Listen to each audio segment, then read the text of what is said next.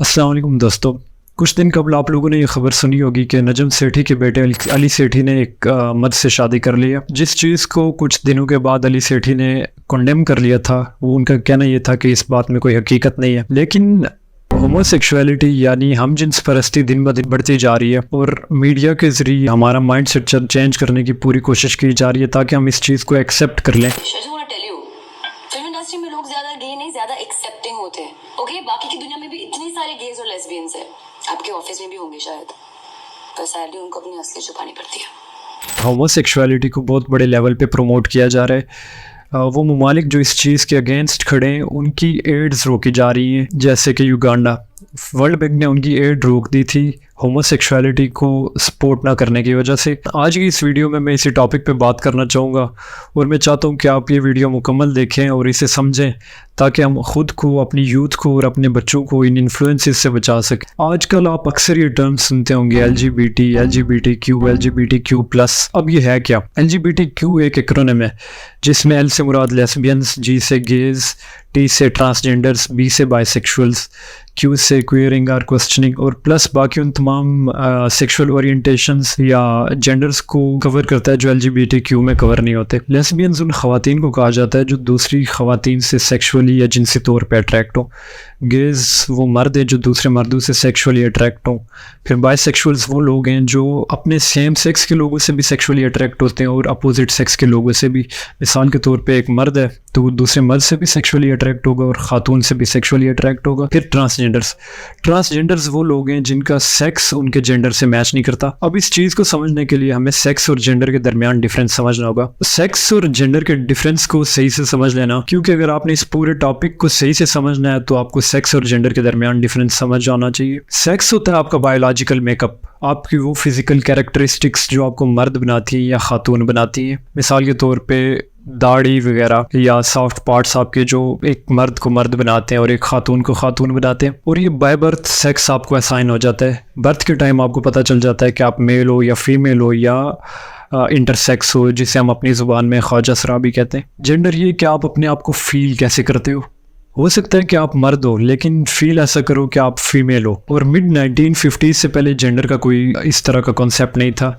1950s के बाद इस तरह से जेंडर की टर्म को यूज़ किया जाने लगा ताकि एक इंसान अपने आप को आइडेंटिफाई करे कि वो फील कैसे करता है, वो है क्या, उसकी सेक्सुअल आइडेंटिटी क्या है। 1950s से पहले एक इंसान या तो मर्द था या औरत था या फिर इंटरसेक्स था। लेकिन जैसे जेंडर का कंसेप्ट वजूद में है उसके बाद फिर बहुत सारे जेंडर्स की टाइप्स आ गई हैं आगे, जिसमें से ट्रांसजेंडर। अब ट्रांसजेंडर्स वो लोग हैं जिनका सेक्स उनके जेंडर से मैच नहीं करता। मिसाल के तौर पे एक ऐसा इंसान जिसे अल्लाह ताला ने मर्द बनाया लेकिन वो फील ऐसा करे कि वो कोई औरत है, या कोई ऐसी औरत जो अपने आप को फील ऐसा करे कि वो मर्द है। अब ये ट्रांसजेंडर है।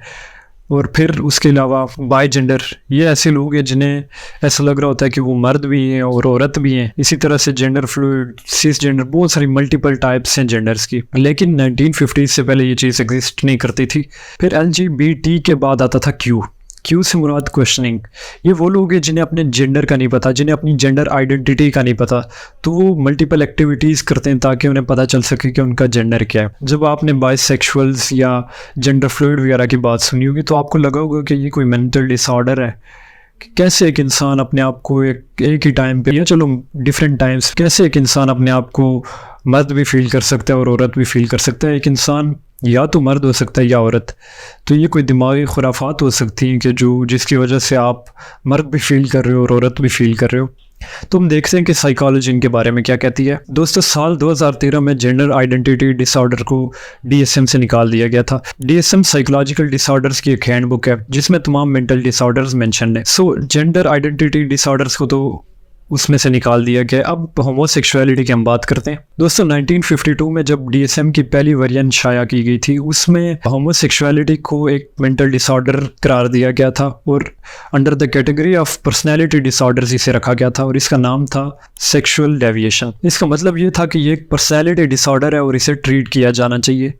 लेकिन 1960s और 1970s में बहुत सारे गे राइट्स की मूवमेंट्स चलती हैं जिसकी वजह से अमेरिकन साइकोलॉजिकल एसोसिएशन जो इस किताब को मरतब करते हैं उन पे बड़ा प्रेशर डाला जाता है और ये बोला जाता है कि होमोसेक्सुअलिटी को इस किताब में डाल के आप होमोसेक्सुअल्स को स्टिग्माटाइज कर रहे हो, ये एक मेंटल डिसऑर्डर नहीं है। और APA अमेरिकन साइकोलॉजिकल एसोसिएशन पे बहुत ज़्यादा प्रेशर डाला जाता है, जिसकी वजह से 1973 में इससे रिमूव किया जाता है। लेकिन उस टाइम पे भी मुकम्मल तौर पे इसे रिमूव नहीं किया जाता और एक नई डायग्नोसिस से इसे रिप्लेस कर दिया जाता है, जिसे बोला जाता है सेक्सुअल ओरिएंटेशन डिस्टर्बेंस। लेकिन उसके बाद फिर से बहुत ज़्यादा प्रेशर पड़ता है APA पे, और उसकी वजह से साल 1987 में होमोसेक्सुअलिटी को मुकम्मल तौर पे इस किताब से रिमूव कर दिया जाता है। लेकिन 1987 तक ये चीज़ वाज़ेह थी कि होमोसेक्सुअलिटी एक मसला है जिसका इलाज होना चाहिए, लेकिन फिर कुछ प्रेशर्स की वजह से होमोसेक्सुअलिटी को इस किताब से निकाल दिया गया। अगर हम मेडिकली भी देखें तो होमोसेक्सुअलिटी की वजह से बहुत ख़तरनाक बीमारियाँ फैलती हैं, जैसे कि एड्स, गोनोरिया वगैरह।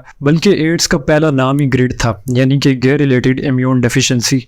बट लेटर ऑन इन लोगों के प्रेशर की वजह से और इन लोगों के राइट्स के प्रोटेक्शन की वजह से ग्रिड का नाम चेंज करके एड्स रख दिया जाता है, और फिर इन लोगों के राइट्स को प्रोटेक्ट करने के लिए कावानीन बनाए जाते हैं, और इन लोगों की एक्सेप्टेंस के लिए बड़ी बड़ी मूवमेंट्स चलती हैं। और इवन के मीडिया इस चीज़ को प्रमोट कर रहा है, हमें हमारा माइंडसेट चेंज करने की कोशिश की जा रही है कि हम इस चीज़ को एक्सेप्ट कर लें। लेकिन अब इस चीज़ पे हमारे कुछ सवाल आते हैं। सबसे पहला सवाल तो ये है कि DSM में से इसे निकाला गया क्योंकि होमोसेक्सुअल स्टिग्माटाइज हो रहे थे। इसी तरह से जेंडर आइडेंटिटी डिसऑर्डर्स को भी निकाला गया है। अब DSM में मल्टीपल ऐसे डिसऑर्डर्स हैं जिनमें एक इंसान अक्सर ये फील करना शुरू कर देता है कि वो कोई एंजल है, उनके साथ परियां आके बातें करने लगती हैं।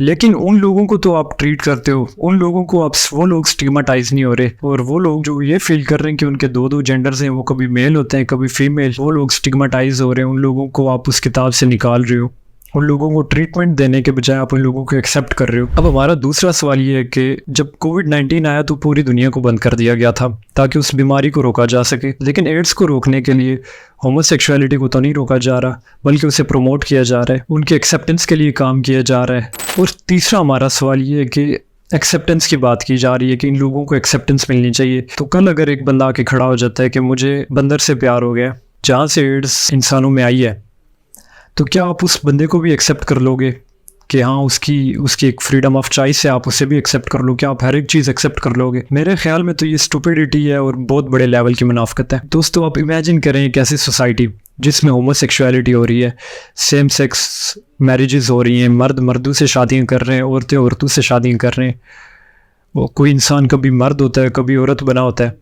अब उस सोसाइटी की वैल्यूज़ क्या होंगी, उस सोसाइटी की अखलाकियात कैसी होंगी, उस सोसाइटी में बच्चों की परवरिश कैसी होगी, उस सोसाइटी के कवानीन कैसे होंगे? अब ये चीज़ सोचने में भी स्केरी है। लेकिन अनफॉर्चुनेटली अगर हम पाकिस्तान में भी देखें तो ये चीज़ बढ़ती चली जा रही है। मई 2018 में ट्रांसजेंडर्स के राइट्स के लिए एक बिल पास कर दिया गया था। उस बिल के मुताबिक एक इंसान अपनी मर्ज़ी से अपना जेंडर चूज़ कर सकता था, फिर जेंडर के मुताबिक उसके लिए कवानीन होने थे। अब अगर कोई मर्द है वो औरत बन गया तो उसके लिए प्रॉपर्टी की जो डिवीजन होगी वो औरत के हिसाब से होगी, और औरत अगर कोई मर्द बन गई है तो फिर उस औरत को उतना ही हिस्सा मिलेगा जितना एक मर्द को मिलना था। लेकिन अल्हम्दुलिल्लाह मई 2023 में इस बिल की कुछ शिकें, जैसे कि आर्टिकल 2F, आर्टिकल 3 और आर्टिकल 7 को एब्रोगेट कर दिया गया था, वो मनसूख हो गई क्योंकि वो गैर इस्लामी थे। अब अगर हम इस्लामिक पर्सपेक्टिव देखें तो इस्लाम की रूह से होमोसेक्सुअलिटी एक बहुत बड़ा गुनाह है। कुरान पाक की बहुत सारी सूरतों में कौम लूत का जिक्र हुआ है। कौम लूत होमोसेक्सुअलिटी में मुलविस थी। उस कौम में हज़रत लूत अलैहिस्सलाम को भेजा जाता है ताकि वो इस गैर फितरी अमल को रोक सके अपनी टीचिंग्स के ज़रिए।